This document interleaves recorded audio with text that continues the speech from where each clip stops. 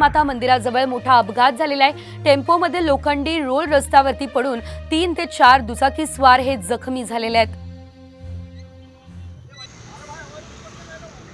या अपघाताची आपण दृश्य देखील बघतोय। 3 ते 4 दुचाकी स्वार यामध्ये जखमी झाले असल्याचं वृत्त आहे। त्या दरम्यानची ही साम टीव्हीची एक्सक्लुसिव्ह दृश्य समोर आलेली आहे। पुण्यात हा भीषण अपघात घडलेला आहे। पुण्यातील मार्केट यार्ड या परिसरामध्ये ही संपूर्ण घटना घडलेली आहे। या परिसरातला हा अपघात आहे। या संदर्भात अधिकची अपडेट घेऊयात आमचे प्रतिनिधी सागर यांच्याकडून। सागर, हा अपघात नेमका कसा घडलाय, काय घडलंय सविस्तर?